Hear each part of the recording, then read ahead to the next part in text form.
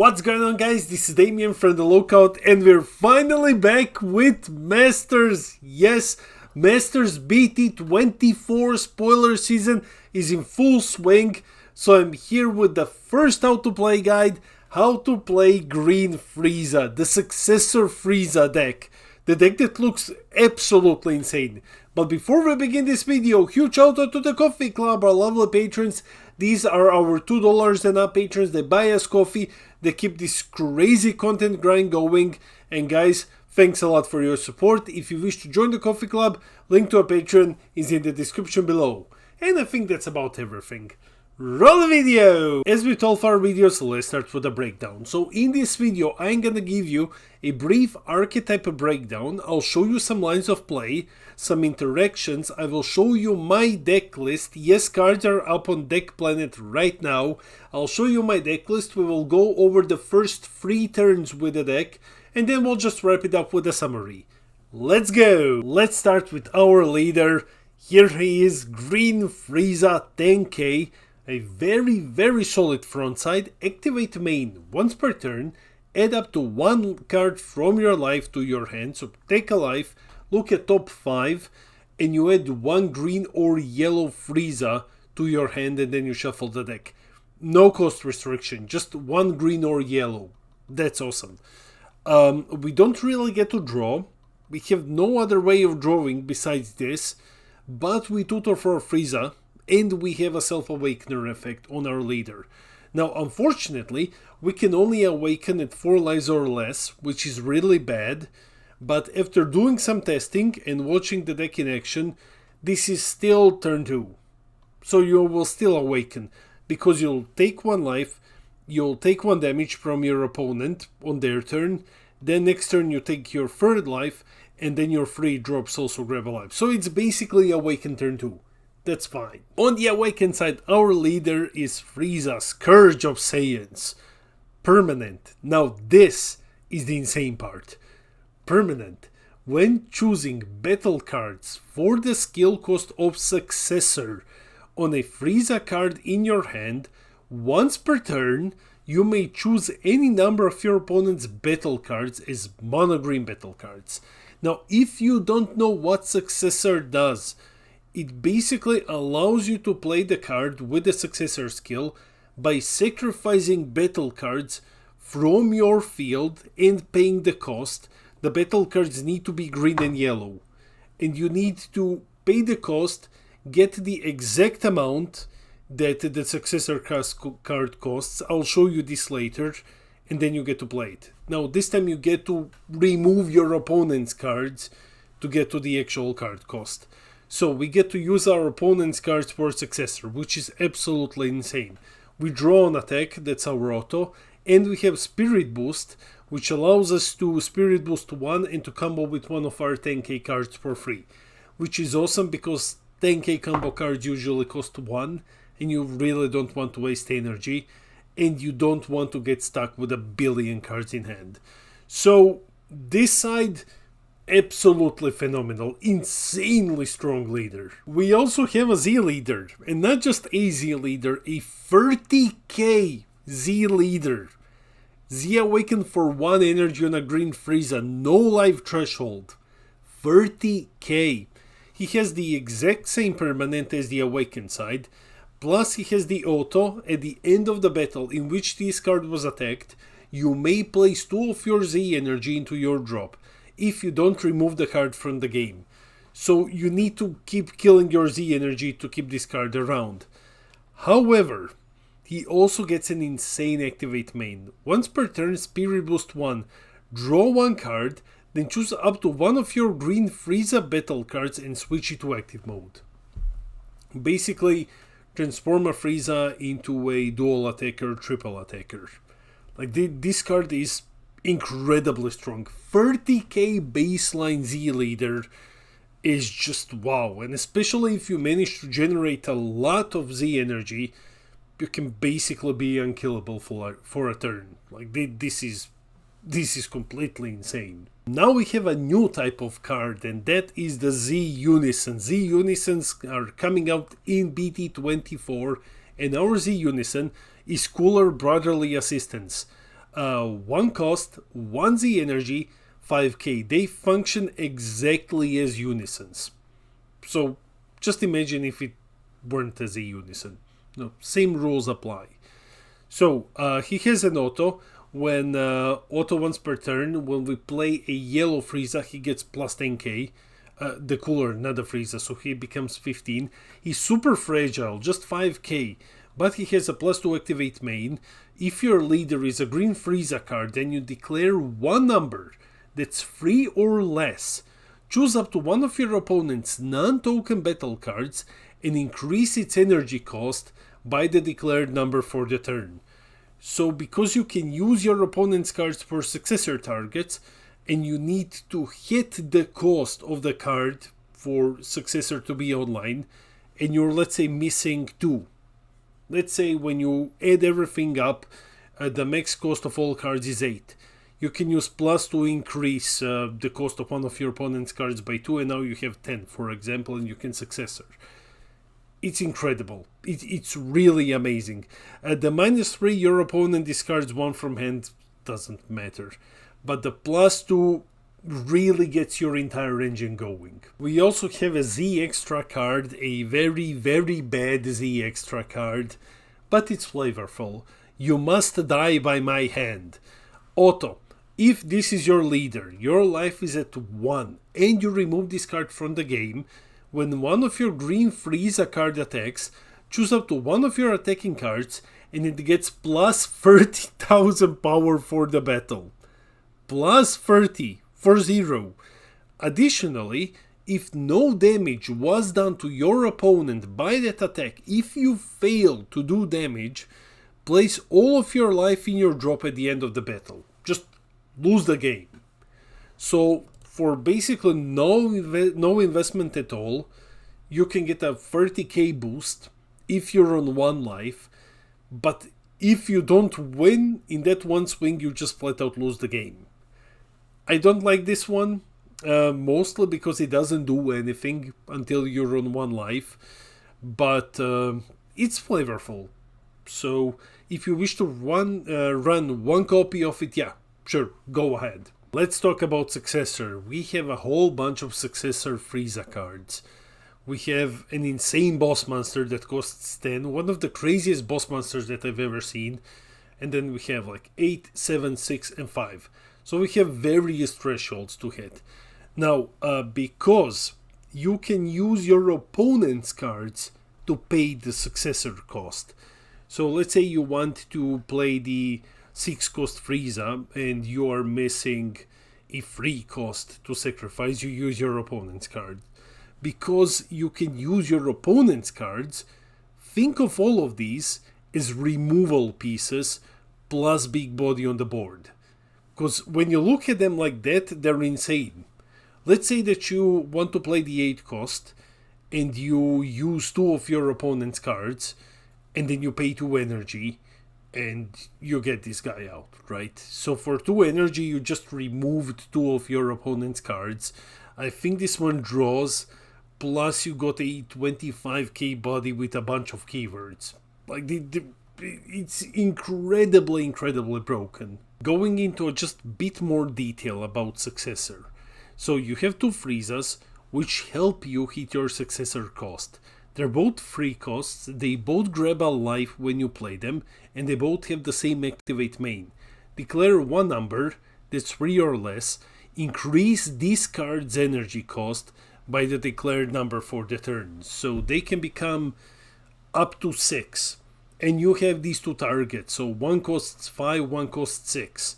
So remember, when you want to play a successor card, you need to sacrifice cards from the field, which can be either in rest or active mode, and have to be yellow-green or yellow-green, and then you get to pay an additional successor cost if one exists, and then you play the card. So if you want to play the 6 cost, you play a 3 cost Frieza, activate main, increase its cost by 3. Now you have 6 on the field, you sacrifice it, you pay the cost, and you play the 6 cost. That's basically how it works. I know it's confusing if you're new to the game, but I will demonstrate this in the turn breakdown. You also have 2 cute cards. Let's call them like, let's say that they're cute. Zarbon and Dodoria. Dodoria draws on play Zarbon tutors. That's why we run them, because we need 1-drops. However, they have this activate main, limit 1. If this is your leader, and you discard the discard from hand, choose one of your opponent's non-token battle cards and increase its energy cost by 2. So it's not flexible, it's not up to 2, it always has to be by 2, but it can help you hit your successor goals basically for free. So let's say you don't have the cooler route and you need to hit a certain number and you're missing 2, you can just discard one of these guys, increase the cost of something by 2 and then play successor. So for that, these cards are very good. And plus they are 1-drops, which you draw in tutors. So yeah, very, very good cards. Finally, before we dive into the turn breakdown, let's talk about the best card in the engine. The actual reason to play Frieza, the boss monster. Our boss monster is absolutely goddamn insane. So 30k deflect, double strike, dual attacker. Deal 2 damage, attack twice, deflect. Successor, you have to pay 3 and then you draw 2 cards. And of course you need to sacrifice cost of 10 from the field. But free energy, draw 2, attack twice for double 30 and get rid of some of your opponent's cards when you're using Successor is insane. However, if that wasn't insane enough, he also has a crazy floodgate effect. Auto, when this card is played, your opponent can't attack until the end of their turn unless they switch one of their active mode cards to rest mode each time. So each swing, they need to rest a card. Swing with anything. Leader, battle card, unison, doesn't matter. Each attack they need to switch something to rest mode. That's incredible. That's turn ending. A lot of the times that's just flat out turn ending. Or your opponent gets like a single attack through. And that's it. Meanwhile, you attack them twice for 30k double. Maybe 3 times if you have the Z leader and you drew 2 cards and you got rid of their cards. Just, yeah. Incredibly overtuned. Here is the deck list. Link as always is in the description below. So this is the test deck list. It's not the optimal build, but here you go nonetheless. So let this serve as a blueprint. I couldn't find cooler, so just kind of photoshopped it here. If you go to the link, it's 3 copies of Vegito Z battle card. So just think of that as the cooler. So yeah, this is the list that we're going to be using for the turn breakdown. Built on Deck Planet, huge shout out to Deck Planet, and let's just jump into the mulligan. For the mulligan, we have 2 primary targets, Anilaza and one of the free cost Friezas. Now, why do we keep Anilaza? Why am I insisting on running it? I see that a lot of lists aren't running it. However, the thing is, the only energy exhaust ignoring card in your deck is your boss monster. And you kinda don't want to charge your boss monster. You would rather play it than just charge it. Which is why I believe it's always good to have an additional energy exhaust ignoring card to use as your multicolored energy. Which is why we're running Anilaza. You run either one of the Friezas. And let's say, because I want to demonstrate what happens if your opponent doesn't have cards in play, let's say that we go with Krillin as well. In this part of the video, we're gonna go over your first 3 turns. Yeah, the turn breakdown. So now that you know the basics, it's time to check out how to play the deck. As always, we will be using the provided deck list, link is in the description below. We're assuming that you went first and that you've kept the shown mulligan. Alright, let's see what this deck can do. Turn 1, the usual setup. So this is our normal turn 1, assuming that we didn't hit Dodoria or Zarbon. We start the turn, we charge an energy, immediately charging the Anilaza, and then activate main, we take a life, we get one of the Frieza cards, let's say we get this one, we shuffle the deck, and we pass the turn. because like there's nothing else to do here. So you can, if you don't start with an Anilaza, you can just play one of the 1-drops. But in this scenario, I want to show you what's it like if you open with a multicolored card for charging, because you can skip your first turn when it comes to playing something. Doesn't matter that much. Just don't forget to charge a card from your hand into the Z energy, because you will need it for turn 2. Turn 2, Awakening and playing our Z Unison. We start the turn, charge 1, draw 1, activate main, take a life, search top 5, and let's say we get the 10-drop. We get this Frieza. We shuffle the deck, and then we pay 1 to play the free drop. When we play him, we get to take a life. So we take the life, that's the last one, because you will always take damage from your opponent's swing on turn 1 unless they're playing also Frieza, and then you just kinda cry. Now you're down to 4, you awaken, draw 1, restand 1, and you pay 1 and 1 Z energy to play the cooler. Now conditions are met for Krillin, because let's say that in this scenario your opponent doesn't have a single card in play. So conditions for Krillin are met, you use his activate main, you play him on your opponent's side of the field, and you draw 1, and then you use your Unison's +2 activate main. You increase Krillin's cost by 1, so he's 4 now. So now it is successor time. You want to play a 7 cost. You check the field. Okay, there is a 4 cost Krillin on the field, and there is a 3 cost Frieza. So you sacrifice both of them, and you pay 1, which is the successor cost, for the 7-drop Frieza. You play the 7-drop Frieza, you draw 1. Because this Frieza is also yellow, your Unison's auto triggers, it gets plus 10k. Now it's 15. You attack with your leader, you draw 1, the attack resolves. You attack with the 7 cost, the attack resolves, and then you attack with the Unison, and after that attack resolves, you've attacked with everything, so you just pass the turn. Turn 3, playing the boss monster. Alright, let's say that our opponent has a 5 cost out, for example. So we start, charge 1, draw 1. We use our Unison's activate main to increase the cost of one of our opponent's cards by up to 3. And then we use Zarbon's activate main to increase the cost by 2. So we try to hit 10 in total. In this scenario, we don't have anything in play. We're just playing with our opponent's cards. Let's say we hit 10.